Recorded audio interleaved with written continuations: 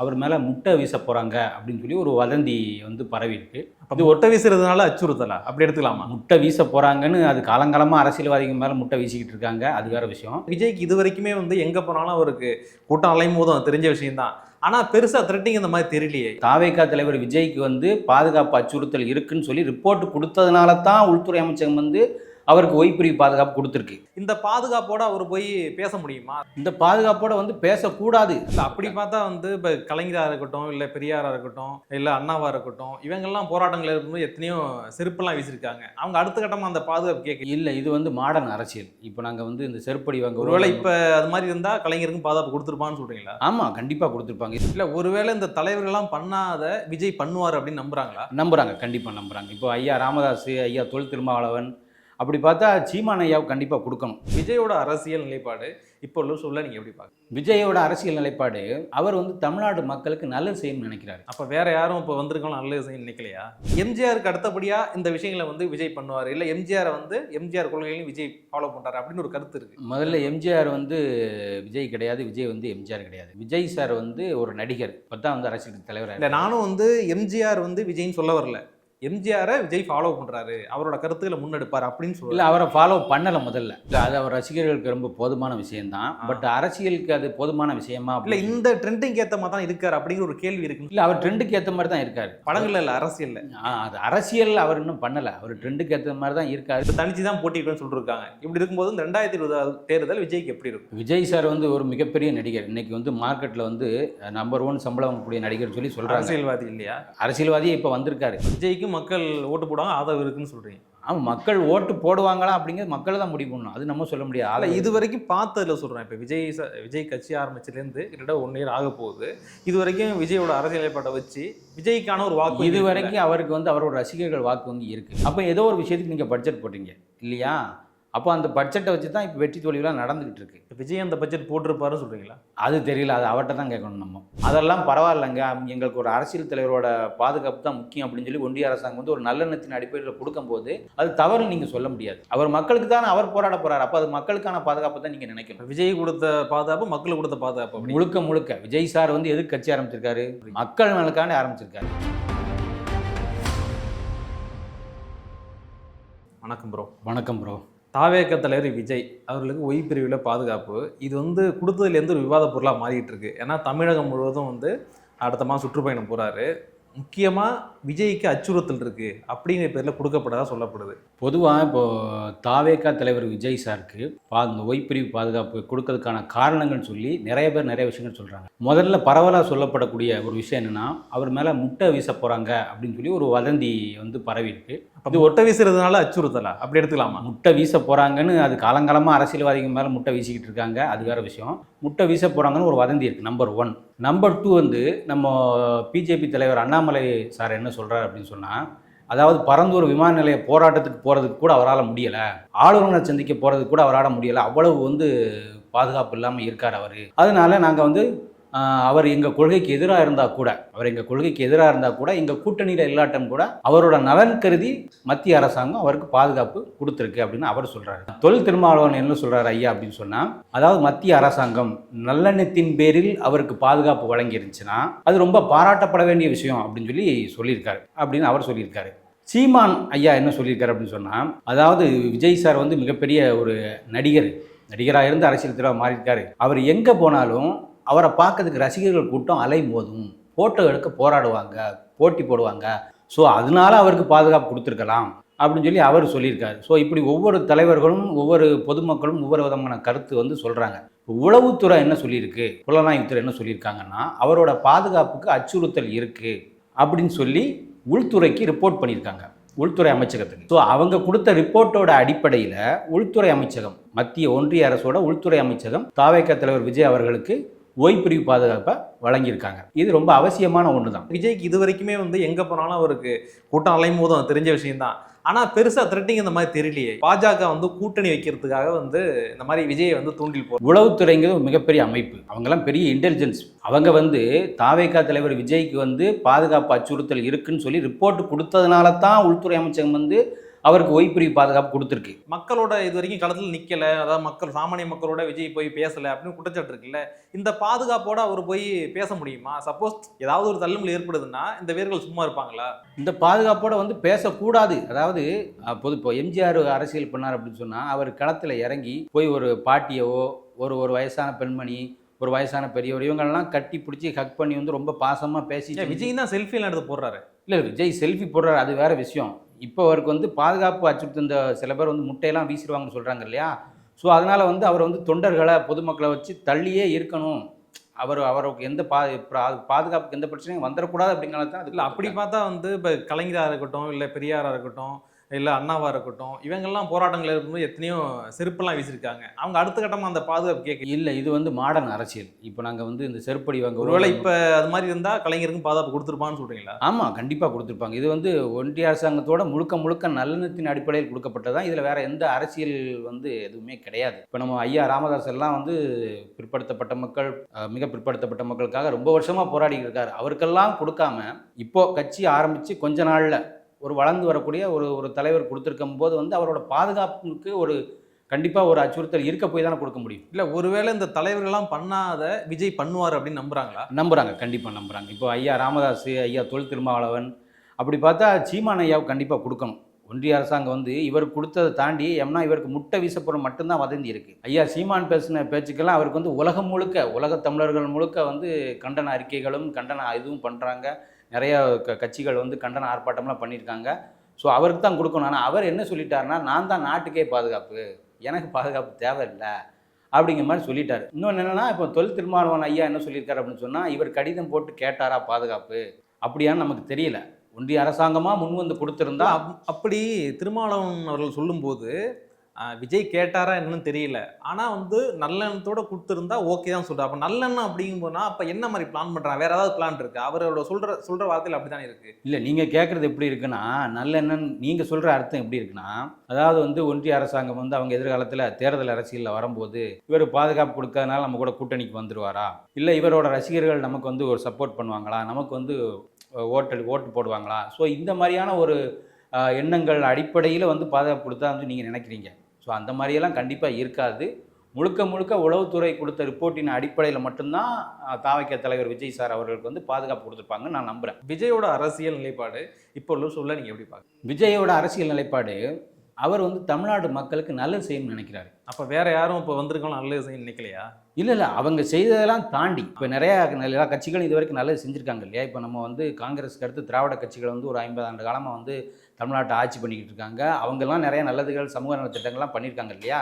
அதை தாண்டி ஒன்று இருக்குங்களா, அதை தாண்டி மக்களுக்கு அதை தாண்டி என்ன இருக்குது அதான் கேட்குறேன். அதை தாண்டி நிறைய இருக்குது. அதை தாண்டி என்ன இருக்குன்னா, நீங்கள் இப்போ ரோட்டில் போயிட்டுருக்கீங்க, ரோடு வந்து சரியில்லாமல் இருக்குது, மழை வந்தால் வெள்ளம் வந்துடுது, இதெல்லாம் பல வருஷமாக தீர்க்கப்படாத விஷயங்களாக இருக்குது. இன்னும் வந்து ஐயா சீமான் சொல்கிற மாதிரி கல்வி, மருத்துவம், சுகாதாரம் இது எல்லாமே எல்லா மக்களுக்கும் இலவசம், ஃபெடரல் காஸ்ட் பணியில் நான் வந்து போகிறேன் அப்படின்னு சொல்லும்போது இந்த மாதிரி நிறைய விஷயங்கள் இருக்குது. விஜய் சாருக்கு தாவேகா தலைவர் கொடுத்த பாதுகாப்புக்கே காரணம் என்ன சொல்கிறாங்க அப்படின்னு சொன்னால், அதில் முக்கியமான விஷயம் நீங்கள் பார்க்க வேண்டியது, தமிழ்நாட்டில் மட்டும் இதுக்கு முன்னாடி ஐயா தொல் திருமாவனுக்கும் பாதுகாப்பு வந்து கொடுத்துருக்காங்க. ஒரு அச்சுறுத்தல் காரணமாக சமீபத்தில் ஒரு தலைவர் வந்து ஒடுக்கப்பட்ட தலைவர் வந்து படுகொலை செய்யப்பட்ட உடனே இவருக்கு வந்து பாதுகாப்பு அதிகப்படுத்தினாங்க. வித் கண்டிஷன் தமிழ்நாட்டில் மட்டும். அதே மாதிரி தாவேகா தலைவர் விஜய் சாருக்குமே தமிழ்நாட்டில் மட்டும் பாதுகாப்பு. ஏன்னா இந்தியா முழுக்கமே அமைதியான ஒரு அமைதி பூங்காவாக இருக்குது. நம்ம நாடு வந்து இந்தியா முழுக்க அமைதி பூங்காவாக இருக்குது. இல்லை மணிப்பூர்லேயோ இல்லை வேற எங்கேயோ எந்த கலவரமோ எதுவுமே நடக்கலை. தமிழ்நாட்டில் மட்டும்தான் சட்டம் ஒழுங்கு சீர்குலைஞ்சிருக்கு. தமிழ்நாட்டில் மட்டும்தான் பாதுகாப்பு இல்லை. அதனால் தமிழ்நாட்டில் சட்டம் ஒழுங்கு சீர்குலைஞ்சதுனால மட்டும்தான் அவருக்கு இங்கே மட்டும் பாதுகாப்பு கொடுத்துக்கணும். வேறு நீங்கள் மற்ற இடத்துலலாம் ஃப்ரீயாக போய்க்கலாம், அங்கே பாதுகாப்பு தேவையில்லை. இப்போ விஜய் வந்து படங்கள் வர்றப்பையும் இல்லை அரசியல் வசங்களை பேசும்போதும் அடுத்த அரசியல் கட்சி ஆரம்பிக்க போகிறாரு அப்படின்னு சொல்கிறப்பையும் எம்ஜிஆர் விஷயங்களை அவர் ஃபாலோ பண்ணிட்டு இருந்தார். அதாவது எம்ஜிஆர் பாட்டை வைக்கிறது, இப்போ அடுத்த வர படங்களோட எம்ஜிஆர் விஷயங்களை அவர் ஃபாலோ பண்ணவே இல்லை. எம்ஜிஆர் அதாவது எப்படின்னா, எம்ஜிஆர் ஏதாவது ஒரு விஷயத்த இப்போ சாட்டை சுத்தரு கூட ஒரு போஸ்ட் வந்து ஒரு படத்தை அடுத்த படத்தோடது அதை கூட வந்து எம்ஜிஆரோட அவர் கம்பேர் பண்ணாங்க, இப்படி யூஸ் பண்ணுறாரு. இன்னொன்று மாநாட்டில் பேசும்போதும் ஏன் கூத்தாடி வரக்கூடாதா அப்படின்னு பேசியிருப்பார். இதை வந்து எப்படின்னா எம்ஜிஆர் ஒரு மேடையில் பேசியிருப்பார். எம்ஜிஆருக்கு அடுத்தபடியாக இந்த விஷயங்களை வந்து விஜய் பண்ணுவார், இல்லை எம்ஜிஆரை வந்து எம்ஜிஆர் கொள்கைகளையும் விஜய் ஃபாலோ பண்ணுறாரு அப்படின்னு ஒரு கருத்து இருக்குது. முதல்ல எம்ஜிஆர் வந்து விஜய் கிடையாது, விஜய் வந்து எம்ஜிஆர் கிடையாது. விஜய் சார் வந்து ஒரு நடிகர், இப்போ தான் வந்து அரசியல் தலைவர். இல்லை நானும் வந்து எம்ஜிஆர் வந்து விஜய்ன்னு சொல்ல வரல, எம்ஜிஆரை விஜய் ஃபாலோ பண்ணுறாரு, அவரோட கருத்துக்களை முன்னெடுப்பார் அப்படின்னு சொல்லி. இல்லை அவரை ஃபாலோ பண்ணலை. முதல்ல பண்ணலை. ஏன்னு தெரிஞ்சுக்கோங்க. ஏன்னா எம்ஜிஆர் வந்து ஸ்ட்ரெயிட்டாக வந்து அரசியல்வாதியாக வரல. அவர் முதல்ல ஒரு கட்சியில் வந்து இருந்தார், அடிப்படை உறுப்பினராக இருந்தார். பேரறிஞர் அண்ணாவை வந்து ஃபாலோ பண்ணார். அவர் கூட இயக்கத்தில் இருந்தார்.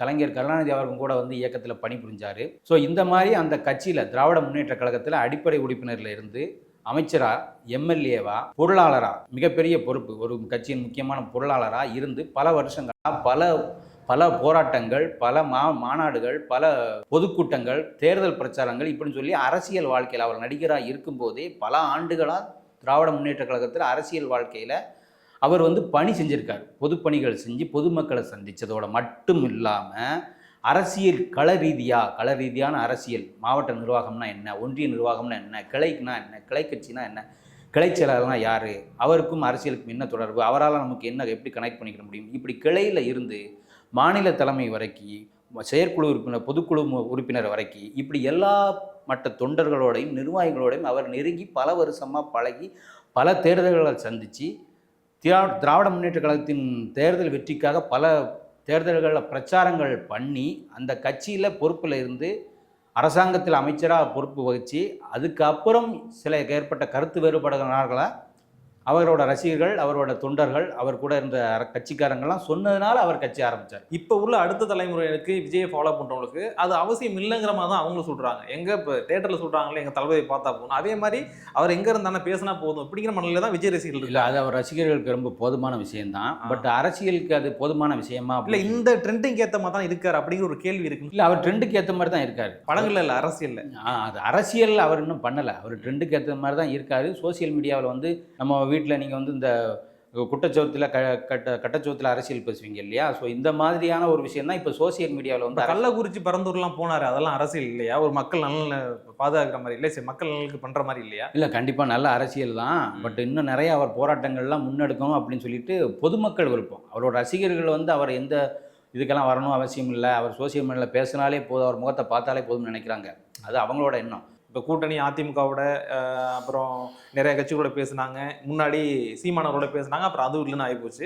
இப்போ தனிச்சு தான் போட்டிட்டுன்னு சொல்லியிருக்காங்க. இப்படி இருக்கும்போது இந்த 2020 தேர்தல் விஜய்க்கு எப்படி இருக்கும்? விஜய் சார் வந்து ஒரு மிகப்பெரிய நடிகர். இன்னைக்கு வந்து மார்க்கெட்டில் வந்து நம்பர் 1 சம்பளம் வாங்கக்கூடிய நடிகர் சொல்லி சொல்கிறாங்க. அரசியல்வாதி இல்லையா? அரசியல்வாதியே இப்போ வந்திருக்காரு. நடிகராவதுக்கு ரொம்ப கஷ்டப்பட்டிருக்காரு. அவர் வந்து அடிப்படையிலேருந்து ரொம்ப டிசிப்ளினாக ரொம்ப உழைச்சி ரொம்ப நடிப்பை கற்றுக்கிட்டு படிப்படியான வளர்ச்சி. ஸ்ட்ரைட்டாக ஒரே படத்தில் பெரிய ஸ்டார் ஆகிறால 25 வருஷங்களுக்கு மேலே வந்து ரொம்ப கஷ்டப்பட்டு ஒவ்வொரு துறையிலையுமே தன்னை முன்னேற்றிக்கிட்டு ரொம்ப ஒரு டெடிக்கேட்டடான ஒரு ஆர்டிஸ்ட். அவர் ரொம்ப குட் ஹியூமன் பீயிங், ஒரு நல்ல மனுஷன் அவர். ஸோ இந்த ஒரு அடிப்படையில் தான் வந்து அவர் வந்து அரசியலுக்கு வந்திருக்காரு. ஆனால் எல்லாருக்குமே பொதுவாக டெய்லி பேப்பர் படிக்க எல்லாருக்குமே ஒரு அரசியல் தெரியும். இன்றைக்கி நம்ம ஊரில் தமிழ்நாட்டில் எந்த மாதிரியான அரசியல் நடந்துக்கிட்டு இருக்கு, வாக்காளர்கள் வாக்கு எப்படி போட்டுக்கிட்டு இருக்காங்க அப்படின்னு சொல்லி தெரியும். ஸோ சாதாரணமாக பேப்பர் படிக்க ஒருத்தருக்கு தெரியும் போது ஒரு மிகப்பெரிய ஒரு இடத்துல ஒரு விஐபி அந்தஸ்தில் ஒரு தமிழ்நாட்டிலே ஒரு மிகப்பெரிய ஒரு ஆளாக ஒரு நடிகராக இருக்கக்கூடிய ஒருத்தருக்கு இந்த அரசியல் தெரியாமல் இருக்கிறதுக்கு வாய்ப்பு கிடையாது. தமிழக வெற்றி கழகம் எதுக்கு பேர் வச்சிருக்காரு? அவருக்கு ரசிகர்கள் இந்தியா ஃபுல்லாக இருக்காங்க.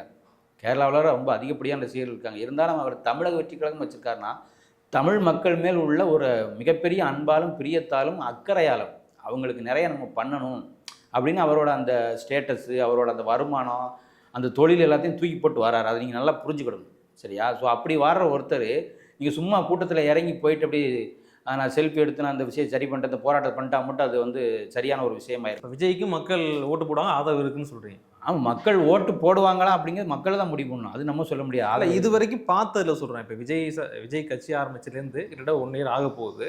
இது வரைக்கும் விஜயோட அரசியல் நிலைப்பாட்டை வச்சு விஜய்க்கான ஒரு வாக்கு இது வரைக்கும் அவருக்கு வந்து அவரோட ரசிகர்கள் வாக்கு வங்கி இருக்குது. விஜய் சாருக்கு யார் ரசிகர்களாக இருக்காங்களோ அவங்களோட வாக்கு வங்கி இருக்குது. இன்னொரு விஷயம் என்னன்னு சொன்னால், இப்போ அதிமுக அவர் வந்து 2 கோடி தொண்டர்கள் கொண்ட மிகப்பெரிய இயக்கம், 2 கோடி தொண்டர்கள் கொண்ட மிகப்பெரிய இயக்கம், மூச்சுக்கு முன்னூறு தான் அந்த கட்சிக்கு நிர்வாகிகள் சொல்கிறாங்க. 2 கோடி பேர் ஓட்டு போட்டு ஆளுங்கட்சியாக வந்திருக்கணும். ஒவ்வொரு கட்சியுமே இப்போ ஒன்றிய அரசாங்கத்தை நிர்வகிக்கக்கூடிய கட்சியுமே வந்து எங்களுக்கு இத்தனை லட்சம் உறுப்பினர்கள் இருக்காங்க அப்படின்னு ஒவ்வொரு கட்சியும் ஒரு லிஸ்ட்டு வச்சிருக்கு. அந்த உறுப்பினர்கள் ஓட்டு போட்டாலே ஏகப்பட்ட எம்எல்ஏ ஏகப்பட்ட வந்து எம்பி ஆயிர முடியுமா? இப்போ விஜய்க்கும் ஏகப்பட்ட ரசிகர்கள். அதுதான், அந்த ரசிகர்கள் ஓட்டு போட்டாலே 1000 முடியும்னு சொல்கிறீங்க. ஆனால் இன்னைக்கு கள நிலவரம் எப்படி இருக்குன்னு சொல்லி நீங்கள் பார்க்கணும். தேர்தல் அப்படின்னு சொன்னால் ஒரு இப்போ சீமான் ஐயா புதுசாக வந்தார். இப்போ ஒரு 4-5 தேர்தலை வந்து அவர் வந்து பரப்புரை பண்ணிக்கிட்டு இருக்காரு, களத்தில் தனியாக நின்றுக்கிட்டு இருக்காரு. அவருக்கு ஒரு குறிப்பிட்ட வாக்கு சதவீதம் வந்து கொஞ்சம் கொஞ்சமாக உயர்ந்திருக்கு. அவருக்கு யாரோ சம் பர்டிகுலர் பர்சன்ஸ் வந்து அவரோட கொள்கைகள் பிடிச்சவங்க வந்து அவருக்கு வந்து ஓட்டு போடுறாங்க. ஸோ இதே மாதிரி விஜய் சாரோட கொள்கைகள் பிடிச்சவங்களும் அவருக்கு வந்து ஓட்டு போட போகிறாங்க. ஆனால் ஒரு 60% மக்கள், இந்த பாமர மக்கள் இருக்காங்க இல்லையா, ஏழை தொழிலாளர்கள், விவசாயிகள், கூலி தொழில் பண்ணுறவங்க, சின்ன சின்ன தொழில் பண்ணுறவங்க, அன்றாட வேலைக்கு போகிறவங்க, இவங்கெல்லாம் எதை வச்சு ஓட்டு போடுறாங்க அப்படிங்கிறது வந்து நம்ம வந்து ரொம்ப கவனிக்கக்கூடிய விஷயம். இந்த வாக்காளர்கள் தான் வெற்றியை தீர்மானிப்பாங்க. சீமான் ஐயாவுக்கு ரசிகர்கள், கட்சி தோன்றிலிருந்து இருக்கவங்க இப்பவும் அவர் மேலே ரொம்ப தீவிர பிடிப்போடு தான் இருந்துக்கிட்டு இருக்காங்க. திருமாவளவன் ஐயாவுக்கு அவரோட ஆதரவாளர்களும் தொண்டர்களும் ரொம்ப பிடிப்போடு தான் இருந்துக்கிட்டு இருக்காங்க. ஆனால் தேர்தல் அரசியல்னு வரும்போது இவங்க எல்லாருமே யாருக்கு ஓட்டு போடுறாங்க அப்படிங்கிறது முக்கியம். அது எதை அடிப்படையாக வச்சு ஓட்டு போடுறாங்க அப்படிங்கிறது முக்கியம். இதை நம்ம வந்து வெளிப்படையாக சொல்லணும்னு அவசியம் கிடையாது. புரியுதா உங்களுக்கு? ஸோ அதெல்லாம் தெரிஞ்சு தான் விஜய் சார் வந்திருக்காருன்னா, அப்போ என்ன காரணத்துக்காக வந்திருக்காரு, எப்படி இதை தாண்டி வந்து அவர் வந்து மக்கள் நலனில் வந்து அக்கறை காட்டி அவர் வந்து தேர்தலில் ஜெயிக்க போகிறாங்கிறது அவருக்கு தான் தெரியும். அவர் தான் ஒரு திட்டம் வச்சிருப்பார். அது வந்து நம்ம கண்டுபிடிக்க முடியாது. அதுக்காக தான் பாத வருச்சுனா அப்படின்னு புதிய இந்த தலைமைக்கு ஏற்ற மாதிரி ஒரு டீமை செட் பண்ணிருக்காரா? ஆமாம், பிரசாந்த் கிஷோர் எல்லாம் மீட்டிங் போச்சு. அரசியலில் இப்போ இந்த 2020 தேர்தலை எதிர்கொள்றதுக்கு புதுசாக ஒரு தாவேக்க ஒரு வியூவும் வகுக்கிறாங்க. இல்லை, இப்போ கல்வி வந்து பிஸ்னஸ் ஆகி ரொம்ப நாள் ஆச்சு. அது உங்களுக்கு தெரியுங்களா? மருத்துவம் வந்து வணிகமாகி ரொம்ப நாள் ஆயிடுச்சு. அதே மாதிரி இன்றைக்கி அரசியலும் வந்து இது நான் மறுபடியும் வெளிப்படையாக சொல்லணும்னா அது ஒரு வணிகமாகி போச்சு. இன்றைக்கி வந்து நீங்கள் ஒரு எம்எல்ஏவை வந்து ஆகணும் அப்படின்னு சொன்னால் அதுக்கு ஒரு பட்ஜெட் போடணும். நீங்கள் ஒரு சினிமா பட்ஜெட் போட்டது மாதிரி ஒரு எம்பி ஆகணும்னா 6 எம்எல்ஏ தொகுதி சேர்ந்தது, அதுக்கு ஒரு பட்ஜெட் போடணும். எதுக்கு பட்ஜெட் போட போகிறீங்க? போஸ்ட் ஓட்டுறதுக்கும் வேறு எதுக்கும் அவ்வளோ செலவாகிற போதா என்ன? நீங்கள் டிஜிட்டல் மீடியாவில் பிரச்சாரம் பண்ணதுக்கும். அப்போ ஏதோ ஒரு விஷயத்துக்கு நீங்கள் பட்ஜெட் போட்டீங்க இல்லையா? அப்போ அந்த பட்ஜெட்டை வச்சு தான் இப்போ வெற்றி தோல்விலாம் நடந்துக்கிட்டு இருக்கு. விஜய் அந்த பட்ஜெட் போட்டிருப்பாருன்னு சொல்கிறீங்களா? அது தெரியல, அது அவர்கிட்ட தான் கேட்கணும் நம்ம. அவர் வந்து ஒருவேளை அவரோட கொள்கைகளை பிடிச்சி மக்கள் பூரா வந்து இப்போ ஒரு படம் வந்துச்சு, கேம் சேஞ்சர் அப்படின்னு சொல்லிட்டு சங்கர் சாரோட படம். அதில் அவர் என்ன சொல்லுவார் அப்படின்னு சொன்னால், நீங்கள் 2000 ரூபா கேட்குறீங்க, 20,000 ரூபா கேளுங்க, மொத்த பணத்தையும் நம்ம பணம் தான் நம்ம வாங்கிடுவோம் அப்படின்னு சொல்லிட்டு ஒருவேளை அப்படி ஏதாவது முற்போக்காக அவர் திட்டங்கள் வச்சுருக்கலாம். அதை பற்றி நம்ம வந்து இப்போ சொல்ல முடியாது. ஆனால் அரசியலில், இன்றைக்கு அரசியலில், தமிழ்நாட்டு அரசியலில், தேர்தல் அரசியலில் வெற்றி தோல்வியை தீர்மானிக்கக்கூடியது எது அப்படிங்கிறது வந்து எல்லாருக்குமே தெரியும். ஸோ அதை தாண்டி வந்து எப்படி நம்ம கொள்கைகளை வந்து நம்பி மக்கள் ஓட்டு போட்டுருவாங்க அப்படின்னு சொல்லி அவர் நினச்சிருக்காருன்னா அவருக்கு அதை தாண்டி வேறு ஏதாவது திட்டங்கள் வந்து இருக்கலாம். தமிழ்நாட்டு மக்கள் இது வரைக்குமே ஒரு திராவிட அரசியல் சார்ந்த ஒரு விஷயத்தை சார்ந்து இருந்துட்டாங்க. இப்போ புதுசாக ஒரு கட்சி ஆரம்பிக்கார். சீமானவர்கள் ஆரம்பிக்கும் போதும் ஒரு கூட்டம் வந்துச்சு அவருக்கு. இப்போ அடுத்து வந்து விஜய் அவர்கள். இப்படி வரும்போது இந்த பர்சன்டேஜ் இருக்குல்ல, 8%, 10% இப்படி வரும்போது அவங்களும் அந்த இவ்வளவு நாள் திராவிட அரசியல் இருந்தவர்கள் தானே. அப்படிங்கும்போது ஒரு மாற்றத்தை விரும்பலாம்ல. இப்போ எப்படின்னா நீங்கள் சொன்னீங்கல்ல, விஜய் ஆரம்பத்துலேருந்தே படம் ஃப்ளாப் கொடுத்து தான் அப்படி ஒரு ஹிட்டு கொடுத்தாரு அப்படின்னு. அது மாதிரி அடுத்த கட்டமாக விஜய் வர்றதுக்கான வாய்ப்பு இருக்குல்ல. அவர் வரணும்னு நினச்சி தான் அவர் வந்திருக்காரு. ஆனால் கள நிலவரம் அப்படி இல்லைன்னு தான் நான் சொல்கிறேன். சரியா? எல்லாருக்குமே ஆசை. உங்களுக்கு முதலமைச்சர் ஆசை இல்லையா? இல்லை எனக்கு இல்லையா? யாருக்கு தான் இல்லை? எல்லாருக்குமே வந்து முதலமைச்சர் ஆகணும், எல்லாருக்குமே பிரதமர் ஆகணும், எல்லாருக்குமே விஜய் சார் மாதிரி பெரிய நடிகர் ஆகணும், எல்லாருக்குமே அம்பானி மாதிரி பெரிய தொழிலதிபர் ஆகணும், எல்லாருக்கும் பணக்கார ஆகணும், எல்லாருக்கும் ஆகணும், எல்லாருக்கும் எல்லா ஆசைகளுமே இருக்கும். ஆசை வந்து பொதுவானது. ஆசையே படாத ஆசை துன்பத்துக்கான. புத்தர் சொன்ன மாதிரி ஆசைப்படாமலாம் யாரும் இருக்க மாட்டாங்க. எல்லாருமே ஆசைப்பட்டுக்கிட்டு தான் இருக்கும். நல்ல கணவன் வேணும், நல்ல மனைவி வேணும்னு சொல்லிட்டு ஆசைலாம் படாமல் இருக்க முடியாது. ஆசை நிறைவேறுமா, யதார்த்தம் என்ன அப்படின்னு சொன்னால் அதுதான் நான் உங்கள்ட்ட பதில் சொல்லிட்டேன். இன்றைக்கி இருக்க கள நிலவரம் தேர்தல் அரசியலில் இன்னொன்று நான் வந்து ஓப்பனாக சொல்லணும் அப்படின்னு சொன்னால், என்கிட்ட ஒரு நண்பர் சொல்கிறாரு, இந்த கட்சியிலேருந்து எனக்கு இவ்வளோ வந்திருக்கு, இந்த கட்சியிலேருந்து இவ்வளோ வந்திருக்கு, அப்போ என்ன பண்ண போகிறீங்க? யாருக்காவது ஒருத்தர் தானே சப்போர்ட் பண்ண முடியும். இல்லை, நான் ரொம்ப விசுவாசமாக இருக்கேன். இது ரொம்ப முக்கியமான பயன் நான் சொல்ல போகிறேன். நான் ரொம்ப விசுவாசமாக இருக்கேன். என்ன விசுவாசமாக இருக்கீங்க? இல்லை 2 பேருக்கு, எங்கள் வீட்டில் 4 ஓட்டு இருக்குது, அவருக்கு 2 ஓட்டு, இவருக்கு 2 ஓட்டு அப்படின்னு சொல்கிறாரு. இது எது சொல்கிற அப்படின்னு சொன்னால், இப்போ நம்ம எம்பி தமிழச்சி தங்கப்பாண்டியன் அவங்க வந்து நாடாளுமன்றத்தில் பேசும்போது ஒரு விஷயம் சொன்னாங்க. அவங்க பேச ஆரம்பிக்கும் போது என்ன சொன்னாங்கன்னா, கால்டுவெல் எழுதின ஒரு குறிப்பில் வந்து உலகத்திலேயே மூட நம்பிக்கை குறைவாக இருக்கக்கூடிய மக்கள் திராவிட இனம்தான், திராவிட மக்கள் தான் அப்படின்னு சொல்லி கால்டுவெல் சொல்லியிருக்காருன்னு சொல்லி அவங்க சொன்னாங்க. ஸோ அதே மாதிரி நான் என்ன சொல்கிறேன்னா, உலகத்திலே தமிழர்கள் தான் ரொம்ப விசுவாசமானவங்க, எஜமானர்களுக்கு.